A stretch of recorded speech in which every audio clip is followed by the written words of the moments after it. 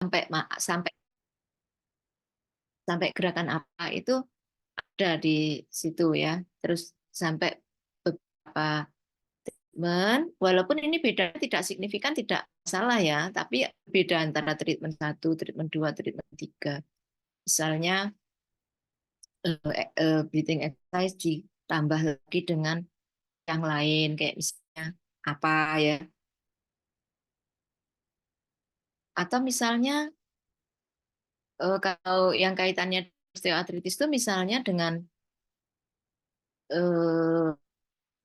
apa namanya, dia di terapi dengan terus apa dengan apa itu bisa menamanya treatment macam-macam, TEN saja, akupuntur saja dan lain itu namanya macam-macam treatment. Nah, disinilah kemudian diacak, yang penting tidak boleh sama urutan antara kelompok A dan D. Kemudian setiap habis di treatment pertama pada masing kelompoknya ini diukur, di treatment lagi, diukur lagi, di treatment lagi, diukur lagi. Jadi ini nanti eh, apa namanya, analisisnya menggunakan general linear model, menggunakan repeated measure ya. Jadi tidak bisa pakai AMPA biasa ya, tetapi ini sudah pakai general linear model macam-macam ya jenisnya. Nah, kemudian yang tadi yang kasta paling tinggi di eksperimental true eksperimen. Dalam hal ini yang paling tinggi apa perbedaannya antara kuasi dan eksperimental murni? Kalau yang eksperimental murni ini dia melakukan restriksi dan juga melakukan random assignment atau randomisasi ya. Dua itu dilakukan. Sehingga kemudian baik yang post test only control group ya yang seperti ini di awal kita melakukan randomisasi blok dulu untuk melakukan yang mana yang eksperimen grup dan yang mana yang kontrol grup gitu ya. Ini contoh-contohnya misalnya seperti itu. Terus pretest post-test control group design selalu diawali dengan random assignment, itu yang ciri khasnya RCT ya. Contoh contoh true eksperimental eksperimental kalau mau 4 biasanya mahasiswa kalau empat grup ini ya mikir ya, duh nanti respondennya per grup berapa, bisa nggak nanti memenuhi sampel minimal sesuai yang dihitung, bisa memenuhi nggak untuk syarat-syarat minimal sampel size yang telah diatur oleh WHO itu untuk menyimpulkan sebuah menarik kesimpulan dari sebuah pemberian perlakuan supaya datanya akurat. Nah, biasanya isunya pada jumlah sampel. Oke. Nah, ada lagi yang kaitannya dengan kalau sudah sampai perumusan nyambung jenis ya akhirnya.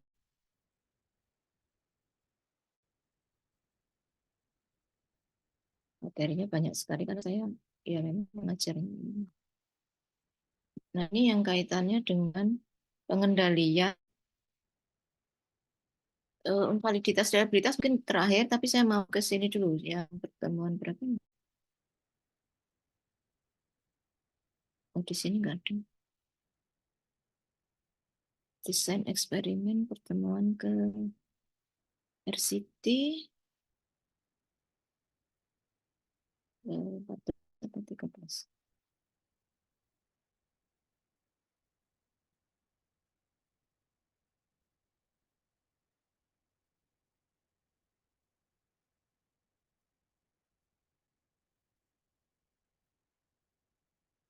Kan?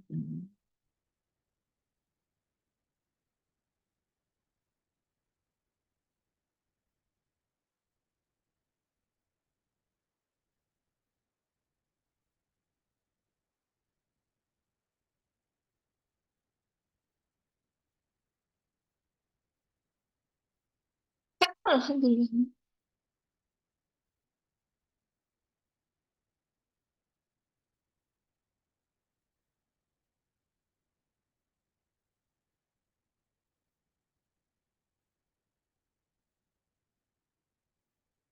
No, ini analisis klinis.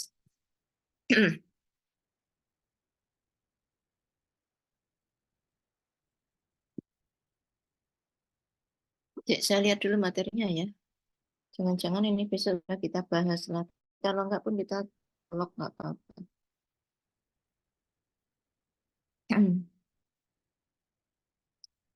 Materinya itu hari ini kan penulisan utama.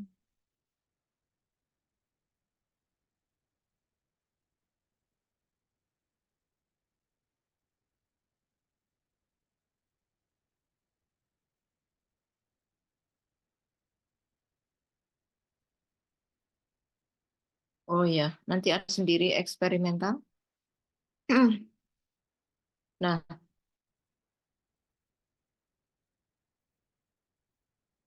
maksud saya tadi, saya ingin mengarahkan bahwa kenapa di RCT itu adalah tertinggi di eksperimental, karena dia pertama dia ada tadi RA random assignment atau AR allocation random. Jadi ini sama saja maksudnya. Jadi itu ada itu yang pertama. Kemudian dia ada metode blinding ya. Jadi random assignment-nya ini dilakukan secara eh, ada yang simple, ada yang randomized. Jadi di sini contohnya itu adalah kalau yang simple saja, subjek 120 itu di random assignment, ditentukan yang treatment siapa saja 60, yang control group siapa saja 60 ini dengan random. Kemudian kalau yang di randomized block itu dari 120 itu sudah diberikan kriteria eksklusi atau restriksi ya, batasan. Jadi ini kaitannya untuk meningkatkan akurasi. Oh ya, ini sebaiknya yang kita pisah dulu sebelum di random. Ini kasar kan? Yang ini hanya kasar. Tidak ada faktor yang restriksi. Tapi kalau ini sudah merestriksi, oh yang kelompok satu sebelum di random assignment kita lakukan restriksi umur kurang dari 65 tahun. Terus yang ini 65 tahun ke atas. Baru di RA, baru kemudian yang treatment di kelompok yang kurang dari 65 tahun, treatment berapa orang, kontrol berapa orang, yang di grup lebih 65 tahun, 65 tahun ke atas, yang treatment berapa orang, yang kontrol berapa orang. Ini yang membuat mengapa randomized control trial itu menjadi kasta tertinggi di kelas eksperimental, sehingga tadi masuk di hierarki karena paling tinggi di sana. Selain itu, dia juga ada single blind dan double blind. Ini sama-sama tidak tahunya ya. Jadi baik Pan apalagi itu single blind saja tidak tahu, apalagi yang double blind. Kalau double blind itu responden tidak tahu, tapi penelitinya tahu ya, yang mana yang masuk intervensi, yang mana masuk kontrol. Tapi kalau yang paling bagus kan double blind, di mana partisipan tidak tahu, respondennya tidak tahu, penelitinya juga tidak tahu. Lalu siapa yang tahu?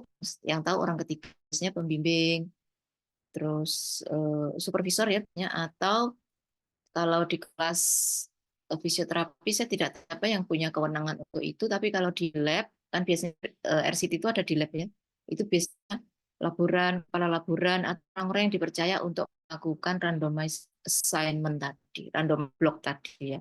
Jadi peneliti nggak tahu, sehingga kenapa sih kok peneliti diharapkan tidak mengetahui? Dia nggak boleh ada konflik interest. Jadi ketika sudah menganalisis hasilnya itu dikhawatirkan kalau tahu ya ini kelompok kontrol, ini kelompok intervensi, dia sudah tahu dulu karena tahu kok ini kelompok kontrolnya kok lebih bagus dari kelompok intervensi ya. Padahal intervensi kan sudah diberi ini itu, tapi kok nggak ada progres eh, apa namanya kesembuhan terhadap penyakitnya ya. Tapi yang kelompok kontrol kok nggak dikasih apa-apa, hanya placebo atau hanya terapi dasar, tapi kok dia programnya bagus ya, prognosis kesembuhan penyakitnya bagus. Nah itu udah muncul objektivitas, subjektivitas tuh di situ, itu nggak boleh. Makanya kenapa RCT sebaiknya double blind. Di penelitinya pun tidak boleh tahu mana yang dapat intervensi, mana yang dapat kontrol, itu penelitinya tahu. Apakah Anda nanti bisa seperti itu? Wallahu a'lam bishawab ya. Ini saya hanya memberikan yang ideal. Itu tadi mengapa saya cerita ini karena tadi menjelaskan filosofi mengapa tadi yang di bagian apa tadi hierarki tadi, yang di bagian hierarki tadi kok yang mana tadi jadinya hilang.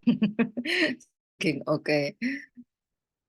Yang di bagian hierarki tadi mengapa RCT ada di posisi itu.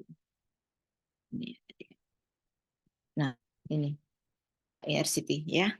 Sementara yang lain kan nggak disebut. Yang apa kayak tadi nggak disebut nih.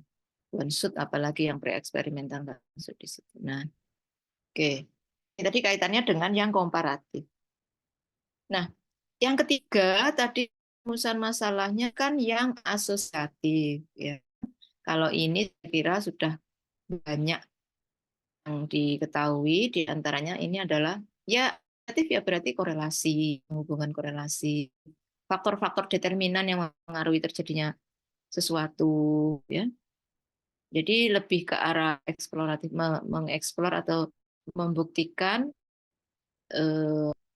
mengapa kok ini terkait dengan ini, A terkait dengan B, X terkait dengan Z begitu.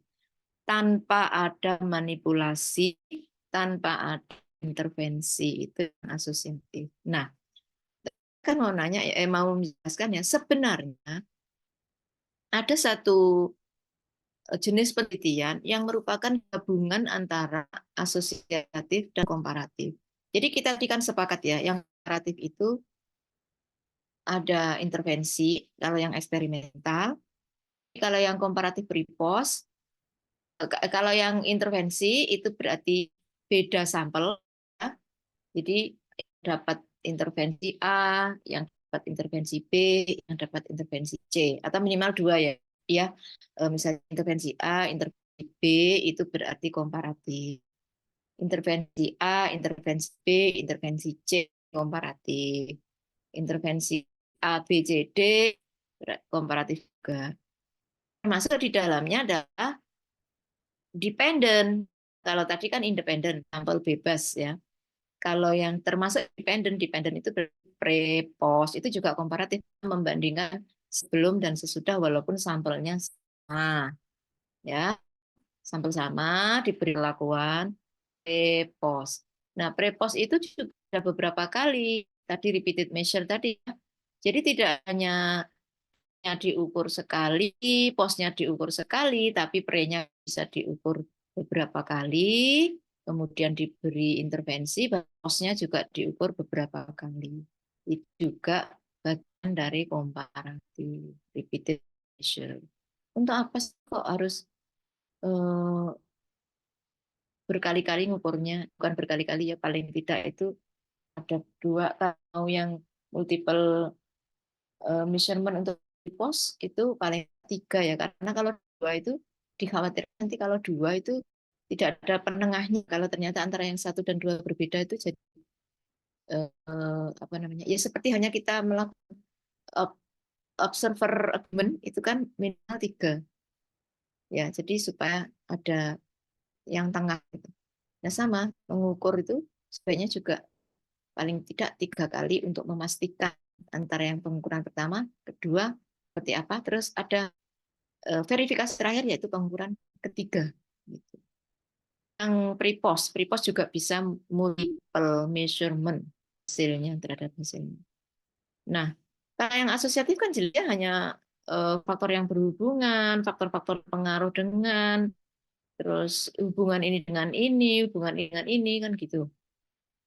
Nah, sekarang ada satu jenis yang benarnya dia tidak masuk ke asosiatif, tapi juga tidak masuk ke komparatif, ya. Jadi dia disebut ini, kalau ini saya beri keterangan bonus saja ya di sini ya. Itu ada riset di buku saya kalau di buku saya ada penjelasannya. Jadi hasil dari cari-cari jenis-jenis penelitian ada yang itu tidak masuk di jenis-jenis rumus masalah penelitian yang sudah establish rumusan masalahnya ya. Rumusan masalah penelitian itu sudah establish kan memang nih, deskriptif, komparatif, asosiatif. Tapi ada nyata dari berbagai literatur yang saya eh, eh, pelajari dari berbagai jenis risetnya juga, itu ada yang jenis kausal komparatif. Nah, ini gabungan. Nah, padahal ini sebenarnya banyak yang melakukan, sorry, salah. Gabungan dari sebenarnya dia juga ada kaitan kausalnya, penyebab ya. Kalau tadi berarti penyebab itu faktor determinan, maksudnya sebenarnya ke asosiatif, tapi dia juga membandingkan gitu. Nah, ini contohnya apa? Nah, sebenarnya mungkin nanti Anda kalau nanti mau mencontohkan itu apakah ada yang di bagian ini. Misalnya ini adalah ingin membandingkan apa ya namanya?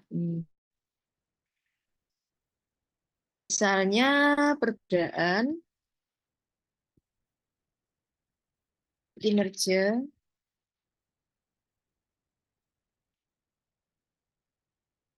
tenaga terapis ya di misalnya rumah sakit A, B, C ya. Ini kan dia tidak ada kalau mau masuk ke kausal atau ke asosiatif dia menguji perbedaan. Tapi kalau mau masuk ke komparatif ansih komparatif yang B tadi, itu kok dia nggak ada intervensi baik pripus maupun beda sampel gitu ya.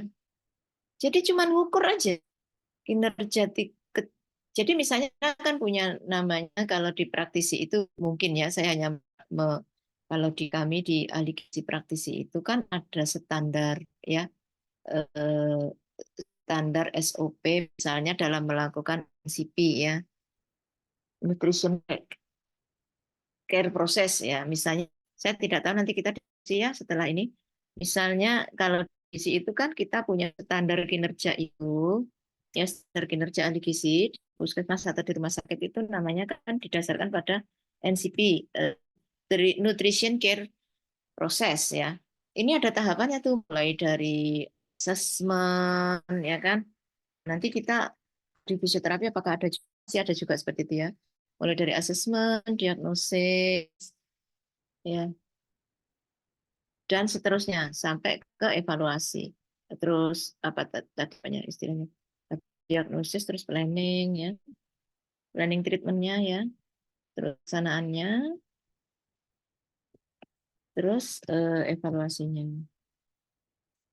Nah, ini semuanya ada ya. Jadi kalau melakukan itu 1, 2, 3, 4 dia lakukan enggak, diagnosis 1, 2, 3, 4, planning 1, 2, 3, 4, 5, implemented.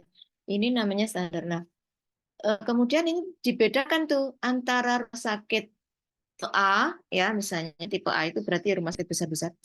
Terus tipe B dan tipe C. Nanti ini kan ada skornya. Standar kinerja ini diukur dalam skornya. Nah, ada beda enggak gitu. Kan kita tidak memberikan treatment. Jadi hanya mengukur aja dengan instrumen ini kita mengukur treatment. Kita mengukur kinerja gitu. Dengan instrumen kita mengukur kinerja. Nah, ini yang disebut sebagai kausal komparatif. Dibilang penelitian asosiatif juga bukan karena nggak akan bukan hubungan. Dia tidak menghubungkan variabel A dengan B atau tidak akan menghubungkan variabel B dengan terikat. Tapi disebut komparatif ansih juga bukan karena dia tidak ada intervensi. Maka ini jenisnya adalah yang komparatif. Mungkin itu yang tambahan dari rumus masalah yang bisa saya insight-kan pada hari ini. Lah nanti Anda mau masuk mana di antara rumusan masalah ini? Itu akan saya beri waktu 10 menit ya. Masing-masing nanti menulis rumusan masalahnya apa, masuk ke judulnya apa, dan masuk ke bagian mana. Silakan.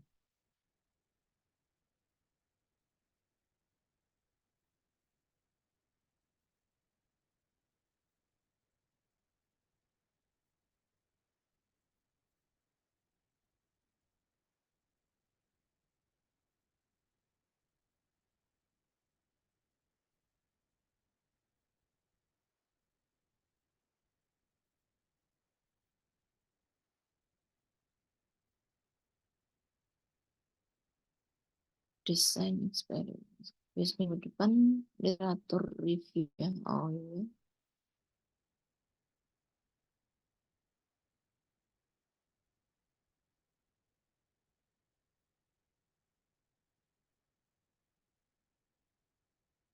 Terus eksperimen, eksperimen berarti ini eksperimental observation, pengendalian variabel yang tadi, terus teknik saring, baru uji lab validitas dan pengembangan instrumen, baru statistik.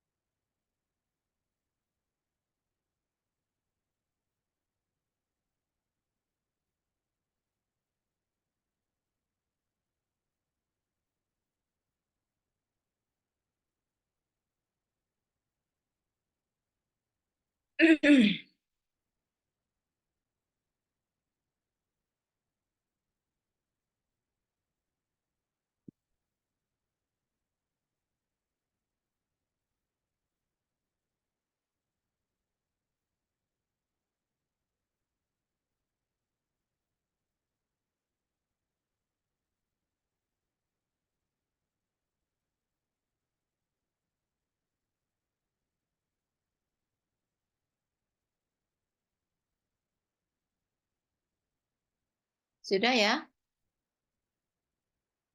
Yuk, kita mulai.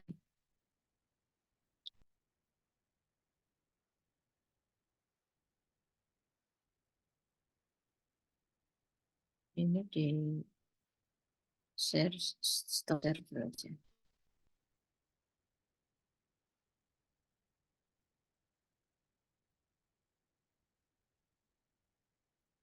Yuk, sebelum ditunjuk, siapa yang mau duluan? Enggak ada kaitannya dengan penilaian ya. Ini kita akan hanya diskusi. Silakan. Apakah anak S2 sudah berbeda dengan anak S1? Yang biasanya cuma pada utur-uturan satu lainnya. Jadi gunakan kesempatan ini untuk diskusi ya. Silakan. Siapa? Sukarelawan. Ibu. Siap. Wah, Mbak Citra Dewi. Ini tapi masih bayangan ya, Bu. Saya tuh kayak baru saya lihat dari beberapa jurnal yang udah saya lihat gitu, Bu. Tapi ini belum fix untuk dibuat tesis ataupun itu gitu, Bu. Nah, Siap ya. saya itu rencananya itu kalau untuk judul itu mau ngangkut tentang mengangkat tentang progresif resisten terhadap tingkat nyeri, terus kualitas keseimbangan si pasien dengan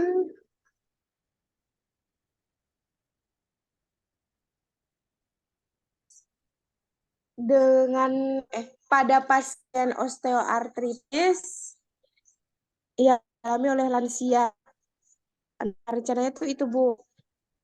Tapi kalau untuk bentuk rumusan masalahnya eh, itu Citra mau ngambil deskriptif yang variabelnya mandiri, perorangan, atau itu bisa lebih gitu. Oke. Kenapa dasarnya? Oke, saya tanya dulu ya. Kok mau mengambil deskriptif itu mengapa? Alasan apa? Kan tadi saya bilang berapa kelemahan dari penelitian deskriptif.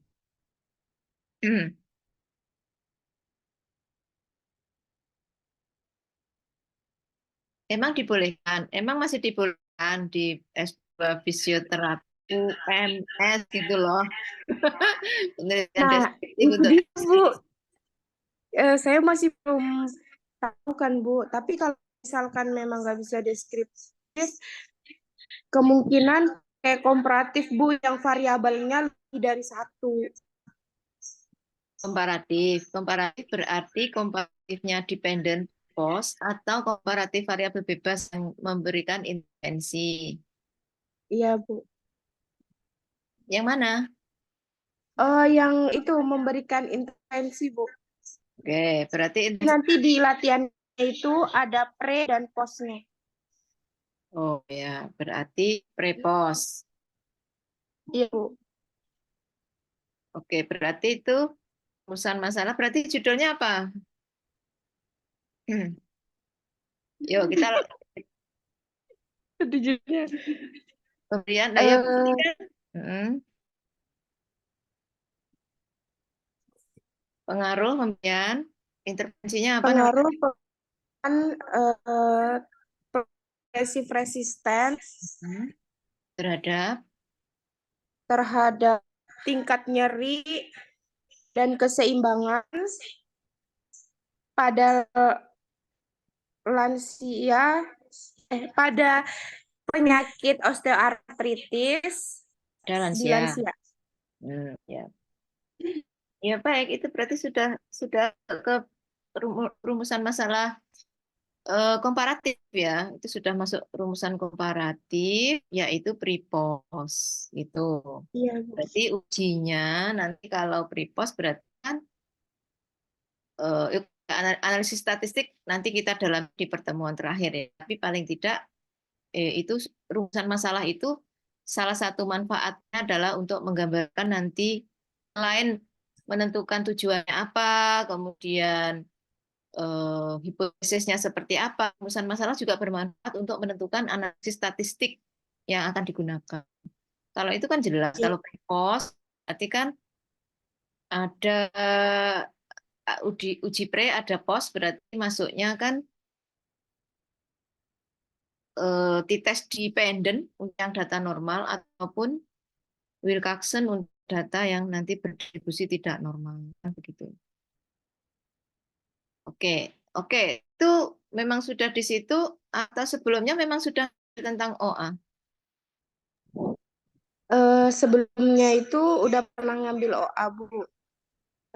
Tapi karena pasien OA waktu itu di tempat yang saya ambil itu tidak terlalu banyak, jadinya kemungkinan yang untuk S2 ini ganti lagi gitu.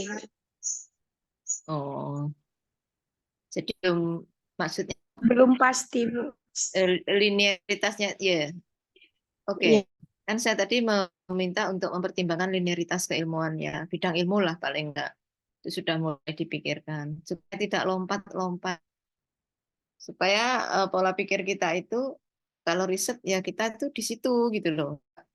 Enggak seperti kutu loncat habis dari sini terus ngambil yang lain, belum selesai ngambil yang lain itu nanti eh, bidangan keilmuan.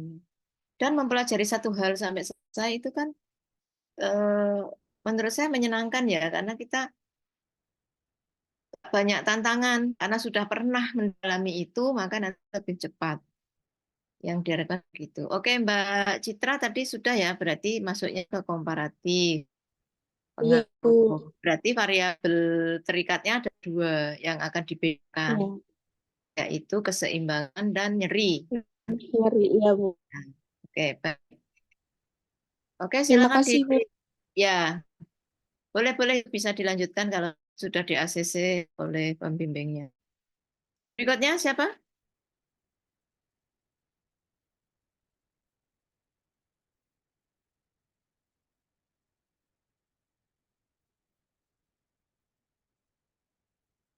Ada.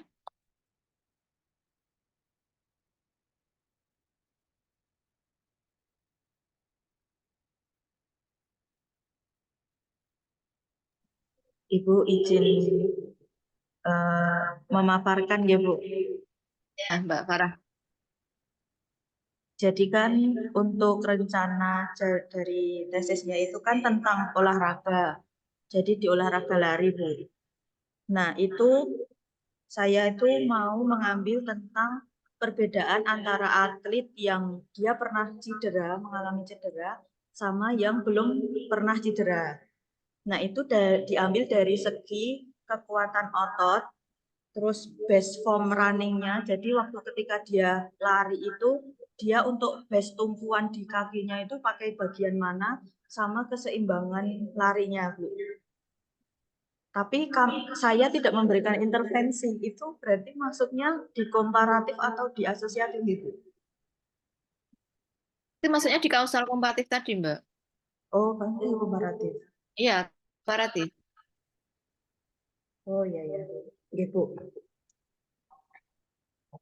Karena dia kan yang akan kita teliti itu sudah given yang dia punya cedera, terus tidak cedera, gitu kan. Terus hanya diukur aja dengan indikator-indikator tertentu yang itu menentukan kualitas atlet, gitu kan? Nggih, Bu. Ya itu berarti kausal komparatif. Jadi hanya nanti untuk meningkatkan apa meningkatkan kualitas dari akurasi dari penelitian itu, maka selain membedakan yang cedera dan tidak cedera, itu juga harus di restriksi lainnya supaya kita karena ingin melihat kualitas kinerja prestasinya, pencapaiannya berdasarkan cedera tidak cedera, supaya benar-benar itu terbukti, maka yang lain harus dikontrol. Variabel yang lain, misalnya umur, kemudian lama menjadi atlet, kemudian apa ya hal-hal yang sifatnya akan mengurangi akurasi itu kalau bisa disamakan, dihomogenkan dulu. Kayak misalnya juga kalau perlu Berarti masuk yang kriteria inklusi eksklusi ini kok Bu? ya lama menjadi atletnya itu kan akan mempengaruhi. Jangan-jangan nanti kalau ada perbedaan pun bukan karena cedera dan tidak cederanya, tapi karena experience menjadi atletnya, bisa jadi yang cedera lebih bagus karena dia sudah bisa mengcounter cederanya itu karena saking lamanya experience di atlet dibandingkan dengan orang baru menjadi atlet walaupun tidak cedera, pencapaiannya menjadi kurang baik, begitu loh maksudnya. Ya, oke. Jadi ada berapa? Misalnya lama menjadi atlet, kemudian juga intensitas exercise-nya, kemudian apakah bahkan kalau perlu ya kalau dari sisi gizi olahraga itu apakah asupan kalorinya itu sama, energi, protein terutama ya, itu bisa direstriksi gitu. Sehingga memang ada perbedaan, paling tidak kita dengan PD menyebutkan bahwa ini sudah direstriksi ininya loh. Jadi kalau nanti ada perbedaan prestasi atau pencapaian atau kinerjanya itu memang benar-benar unsur cederanya itu gitu. Nggih, Bu. Matur suwun, Bu. Ya. Ya, Mbak Risti kok menutup wajahnya?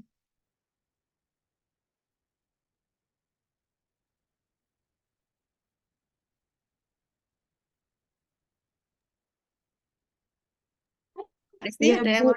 Iya, Bu. Iya, Bu, saya Risti. Tapi, Bu, sebelumnya ini kan bukan untuk penelitian tesis, Bu. Ini tuh saya ambil dari yang sebelumnya waktu saya S1. Jadi tuh judulnya itu perbandingan pengaruh pemberian infrared dan neuromuscular electrical stimulation untuk mengurangi nyeri dan meningkatkan kekuatan otot wajah terhadap pasien berspasi. Jadi itu, Bu. Nah, di sini itu mana ya?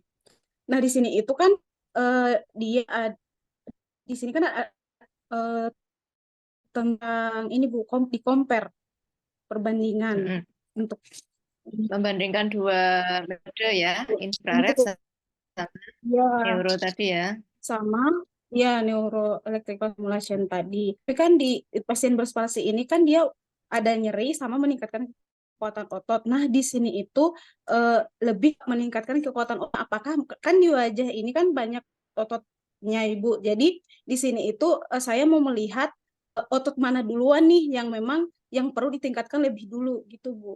Tapi ini kan untuk pasien berspasi kan jarang ditemuin. Jadi ini hanya untuk contohnya saja untuk saat ini, Bu. Bukan diambil untuk penelitian karena untuk sampelnya pasti susah didapatkannya.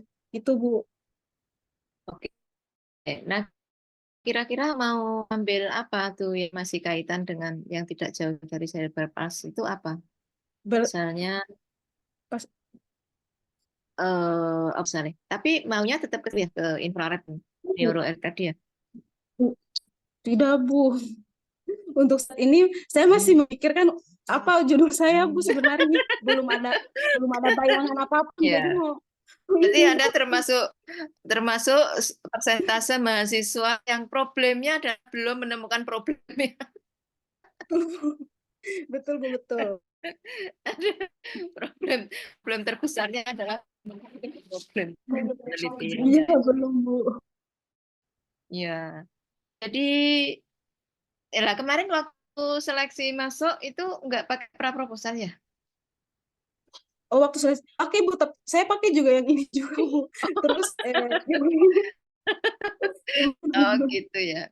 Oh ya. iya, Bu. Maksudnya gini, kita kan kemarin kan kita bilang, Anda kan batasi waktu. Katanya 18 bulan pengen selesai. Jadi ya harus kerja keras dan move on gitu loh. Itu maksudnya pastikan gitu loh, jangan galau terus. Jadi minimal nanti pas pertemuan keberapa ya, itu sudah harus bisa nggak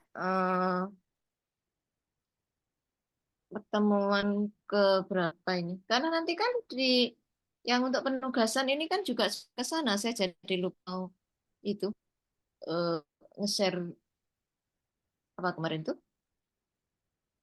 sama Mbak Risti, nge-share sama Mbak Risti yang lain. Outlet. Jadi Oh, ikuti outline itu, misalnya paragraf 1 kan ada 7 paragraf, paragraf 1 isinya apa, paragraf 2 isinya apa, paragraf 3 isinya apa itu loh. Paling tidak untuk penugasan medpen. Jadi kalau terus ya gimana? Nggak selesai dong 18 bulannya. insya Allah, Bu. Ini lagi apa namanya? Bukan. Tak Iya, pertemuan keberapa ya? Oke, pertemuan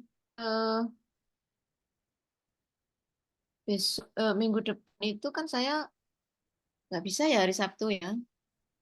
oh iya. Nah, ganti kapan itu boleh Zoom juga. Nah, minggu depan itu Oh, kita strategi pencarian literatur, penulisan tinjauan literatur. Jadi sebenarnya sebelum ke situ itu sebenarnya judul itu sudah fix. Jadi kalau saya ajarin Anda untuk searching literatur tuh Anda kayak bener-bener kayak udah ini aku loh gitu loh. Udah kayak bener-bener mencari dalam rangka tesis, bukan mencari dalam rangka galau tak jelas begitu. Bisa nggak minggu depan? iya. 2 minggu lah kalau misalnya memang minggu depan kan saya kosong ya. Misalnya dalam waktu 2 minggu itu bisa nggak sudah memastikan topik paling tidak lah nggak judul gitu loh. Kayak tadi yang misalnya Mbak Farah tadi kan tanya tentang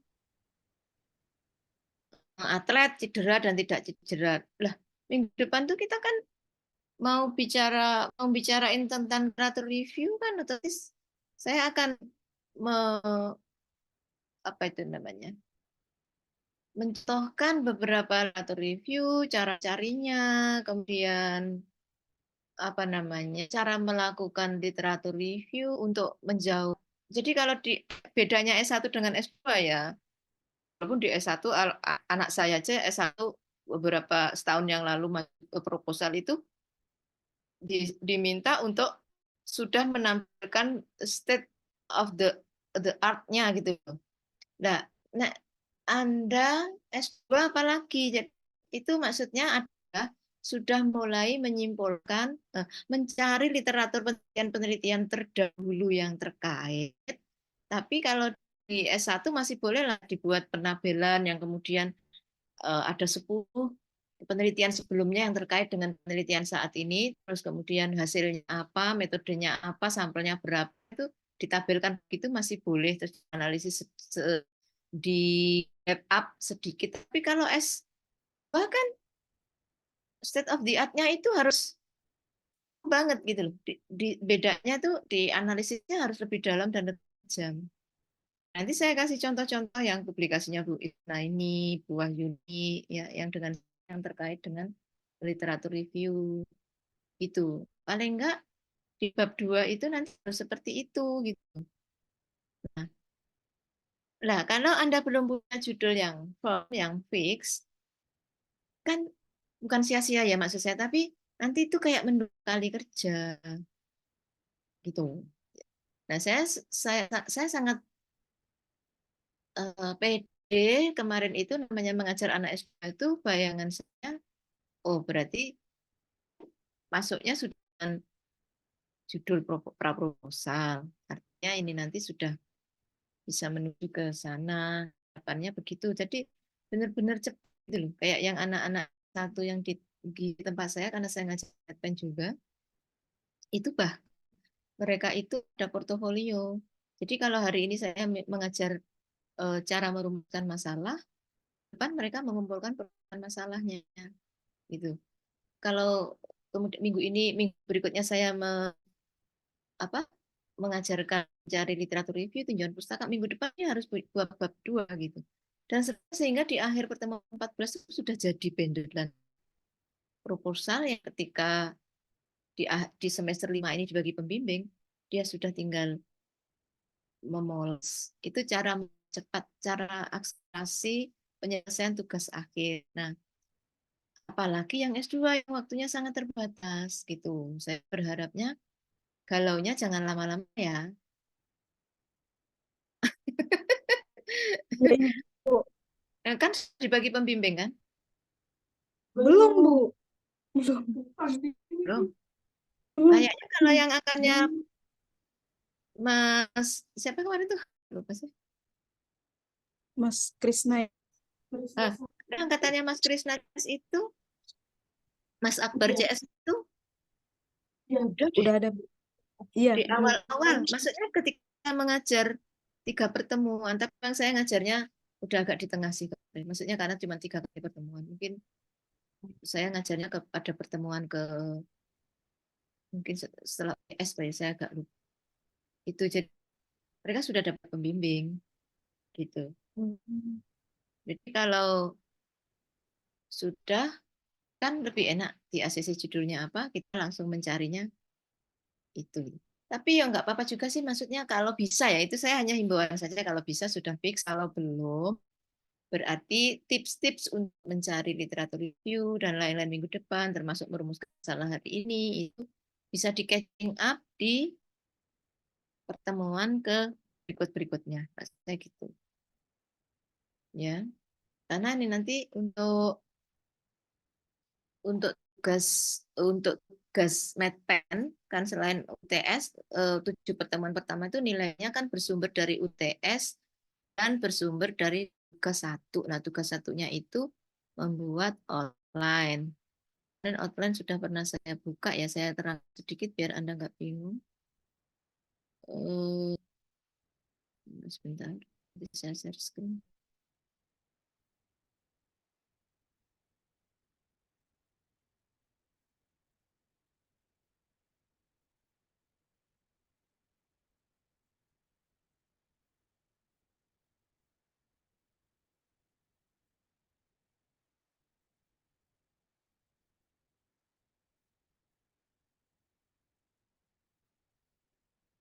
Saya ini ya kan judul. Terus kemudian tadi yang Mbak Citra tadi kan paragraf pertamanya berarti kan masalah yang terkait dengan osteoartritis, ya kan? Mengapa osteoartritis itu apa sih gitu loh? Maksudnya, misalnya kan kalau yang kita bicara diabetes, berarti diabetes itu merupakan penyakit tidak menular yang merupakan apa-apa gitu di paragraf 1. OA juga begitu. Nah, kemudian paragraf kedua isinya adalah perkembangan prevalensi masalahnya baik di dunia, di Indonesia sampai di lokasi penelitian. Misalnya di dunia itu OA itu seperti apa, di Indonesia berapa persen. Ini prevalensi ya masalah. Terus ketiga adalah dampak dari itu. OA dampaknya apa sih? Terburuk ya, sampai ke kualitas hidupnya apa gitu. Itu yang ada di paragraf 3. Baru faktor yang mempengaruhi terjadinya OA itu apa? Gitu ya. Ya. Terus ini di sini paragraf 4 itu sudah mengerucut pada tadi bahwa kurangnya exercise atau kurangnya apa, terus nanti menuju ke variabel tadi. Apa Mbak tadi intervensinya Mbak Citra?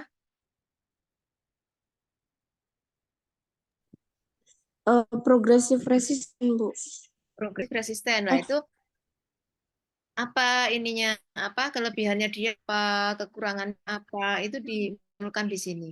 Mengapa kok dia iya. penting untuk pasien OA dan seterusnya dan seterusnya. Mekanismenya seperti apa gitu tuh mulai dijelaskan ya, mulai dijelaskan sampai Ibu mekanisme. mau izin bertanya, berarti untuk paragraf 5 itu kita memberikan kelemahan dan kelebihan dari latihan yang kita bakalan ajukan ke pasien, Iya, atau jadi itu masuk di bab 2, Bu? enggak kan bab 2 itu kan teori itu bisa kita masukkan di latar belakang gitu. Latar belakang itu Hmm. kita mengapa sih kok progresif resisten yang dipilih gitu. Kan di sini tadi, di sini kan faktor-faktor yang mempengaruhi OA itu apa? Lah kan masuk salah satunya adalah kurangnya aktivitas fisik dan seterusnya dan seterusnya. Terus kurangnya apa itu namanya jenis terapi dan seterusnya. Baru di sini masuk kan jenis terapi itu masuk semua di sini. Paragraf 5. Dari banyaknya jenis terapi yang Anda jelaskan di paragraf 5 langsung mengerucut ke progresif resisten itu apa gitu. Kalau ini kan memang ini ya, yang saya susun ini memang asosiatif ya hubungan, tapi nanti Anda membuatnya itu yang kayak tadi itu intervensi perbedaan.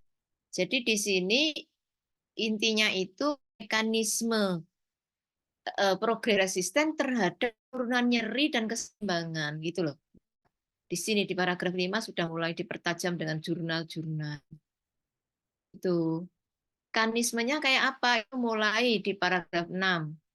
Detail banget. Progresif resisten ke penurunan nyeri itu dijelaskan di sini ya. Terus progresif resisten ke keseimbangan itu dijelaskan mekanismenya. Oh, mekanismenya tuh mekanisme itu namanya mekanisme kok bisa kayak gitu perjalanannya bagaimana gitu loh. Kayak misalnya kalau kita di ilmu sosial itu kan misalnya pengetahuan terhadap perilaku. Dengan pengetahuan orang akan merubah mindset begini begini begini begini sehingga kemudian perilaku misalnya begitu loh. Itu adalah mekanisme ya. Terus survei paragraf 7 ini sudah meng-highlight tentang survei pendahuluan yang dilakukan di lokasi penelitian. Tadi lansianya gimana? Kenapa mengambil di situ? Ambil dijelaskan di paragraf 7. Baru paragraf 8-nya itu wrap up dan semua mulai paragraf 1 paragraf 7 baru berdasarkan uraian yang telah terpaparkan sebelumnya, maka peneliti ingin melakukan penelitian mengenai apa gitu. Jadi kan inline-nya di sini. Terus perumusan masalah berarti kan ada pengaruh progresif resisten terhadap penurunan nyeri dan peningkatan keseimbangan tubuh pada lansia pada penyakit OA pada lansia di gitu kan. Tujuan umum juga begitu kan, mengetahui pengaruh atau efektivitas pemberian progresif resisten terhadap bla bla bla. Tujuan khususnya berarti memberikan terapi progresif resisten misalnya. Sorry, mengukur nyeri pada pasien OA, mengukur keseimbangan pada pasien, memberikan terapi progresif resisten, terus mengukur tadi sebelum, terus mengukur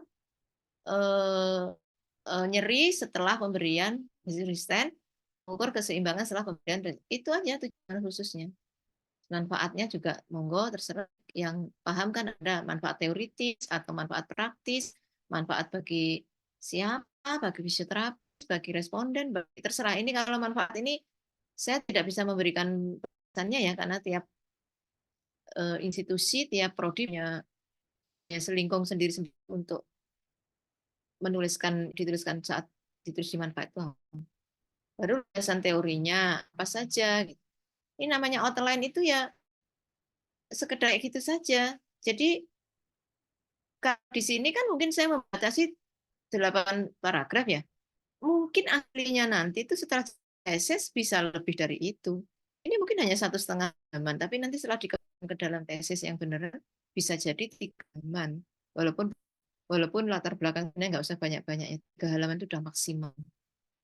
Terus tinjauan pustakanya juga. Yang penting apa sih yang akan di landasan teoritis itu apa saja yang terkait dengan judul itu tuh apa gitu ya. Terus kerangka teori, kerangka konsep, hipotesis. Baru kemudian metodenya. Jadi ini kayak belum ya nama outline itu belum proposal yang sesungguhnya. Sebelum proposal ya. Jadi masih jauh kalau disebut dengan proposal. Tapi paling tidak Anda mulai belajar untuk mengkerucut ide-ide Anda dalam tulisan. Soalnya dipikir terus orang ditulis-tulis, besok mak beduduk ngerti-ngerti semester loro, semester telu dan berikutnya itu udah kita kehabisan waktu. Ya, ini sih nanti bisa kebetulan memang saya terapkan dan efektif banget untuk mahasiswa saya yang satu yang menyelesaikan skripsi tepat waktu itu sangat efektif karena sudah ada apa ini jenis istilah lagi yo outline guideline gitu loh. Itu ya saya kira cukup ya. Terima kasih untuk perhatiannya dan namanya sharing-sharing. Kalau saya sih kalau menghendakinya itu kalau yang bisa penelitian payung bisa penelitian payung. Penelitian payung itu sangat efektif ya. Ini saya membimbing 5 orang mahasiswa satu yang gizi itu baru pertemuan 3 saja sudah menyelesaikan produknya, kemudian sudah cepat karena 5 orang ini saling gitu loh. Kamu menyelesaikan ini jadi misalnya kayak kita mau membuat media ya, membuat media ada 2 media besar yang untuk promosi kesehatan itu terus dan sudah bagus banget bentuknya sudah lewat konsultasi dengan ahli desain grafis begitu. Terus habis itu ini dalam rangka expert judgment ya, validasi pakar pada beberapa dosen yang sesuai dengan bidang ilmunya yang di ilmu gizi, bisa juga ke praktisi, sudah jadi model untuk validasinya sudah jadi. Jadi dibagi pembimbing itu kan di awal semester 5. Jadi kan baru minggu ketiga kan. Mereka selesai, udah siap turun langsung mengambil. Jadi survei awal, tinggal nyusun proposal nanti paling ya sebelum atau setelah UTS sebentar ya setelah pertemuan ke-7 itu sudah pada maju proposal. Jadi kalau bisa payung itu memang jadi di lokasi yang sama, respondennya sama, tapi kan ini ngambil sisi ininya, ini ngambil sisi ininya, ini ngambil sisi ininya. Jadi selain ngirit ya, itu juga ada faktor psikologis lain yang sangat besar, itu saling menguatkan. Jadi nek si jine lagi males gitu ya, pitfall dia lagi pitfallnya ada kemalasannya dia, salah satu lubang penjeramnya dia adalah pas malas-malasnya itu ada yang geret gitu loh kalau payung itu kelebihannya begitu. Terus kompak satu sama lain dan saling menulis surat perjanjian. Pokoknya naik ketinggalan kita tinggal ya gitu.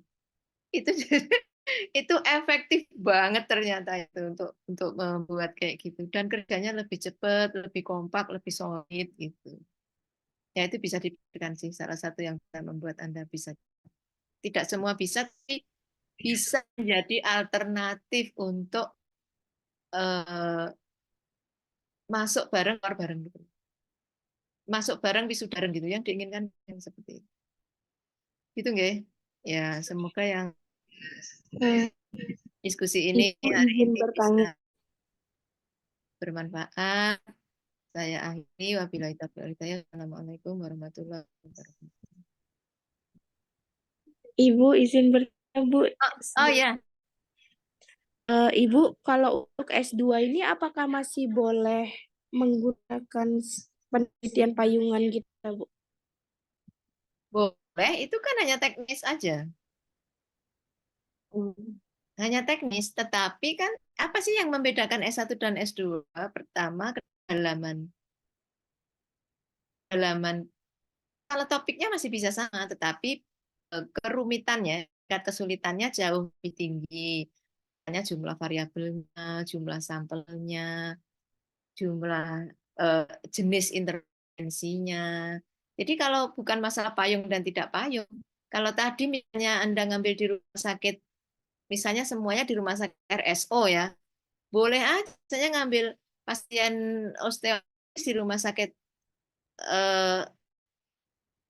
ortopedi, apa itu namanya, RSO Solo itu namanya RSO gitu aja ya, RS Ortopedi Surakarta. Ya boleh saja, cuman kan yang satunya mengambil dari sisi tadi memberikan intervensi diukur dari sisi ininya, satunya dari sisi ininya. Dan kelebihan payung itu apa namanya? Misalnya kalau satu orang hanya hanya mempertimbangkan kontak dan lain-lain ya, insentif untuk pasien itu etika ya, bagi etika kita harus mempertimbangkan itu ya, memberi sesuatu, bukan kita beli data mereka, bukan, tapi tujuannya adalah untuk menghormati. Saya membiasakan mahasiswa begitu, jangan kepada pasien yang kita jadikan objek ya. Expert judgment saja kepada para dosen yang dijadikan pakar itu, mahasiswa memberikan sesuatu yang kita sebut sebagai bahan kontak ya. Apakah itu satu sekedar pulpen atau apa, itu bagian dari etika penelitian. Kita menghargai waktunya. Nah, kalau misalnya mempertimbangkan itu, wah kok mahal banget ya, aku kok hanya sanggup mengambil 30 pasien misalnya. Dengan ada teman kita bisa menjadi lebih banyak yang diambil pasien. Semakin banyak sampel itu semakin penelitian itu semakin representatif dan semakin akurat gitu. Jadi bukan boleh tidak boleh apakah S2 S3, banyak yang S3 ikut proyek dosennya, itu paling banyak banyak banyak hal yang bisa diambil dari itu. Jadi boleh tidaknya itu bukan soal payung tidaknya ya, tapi soal kedalaman, soal topik. Ya tadi kayak deskriptif itu saya masih mempertimbangkan kok, kayaknya kalau deskriptif S2 kecuali kualitatif tadi yang pelaporannya dengan korek itu pasti boleh kalau itu ya. Tapi kalau yang deskriptif saja yang hanya profiling itu saya kira sudah nggak boleh.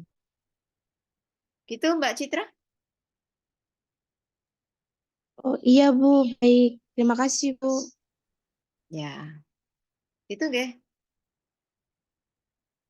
Oke, sampai minggu depan insya Allah. Minggu depan saya nggak bisa hari Sabtu ya. Nanti rezekinya Mbak Risti. Iya, Ibu. Ya, baik. Saya akhiri. Wabillahi taufiq. Assalamualaikum warahmatullahi wabarakatuh. Waalaikumsalam. Assalamualaikum warahmatullahi wabarakatuh. Terima kasih, Bu. Ya, sama-sama.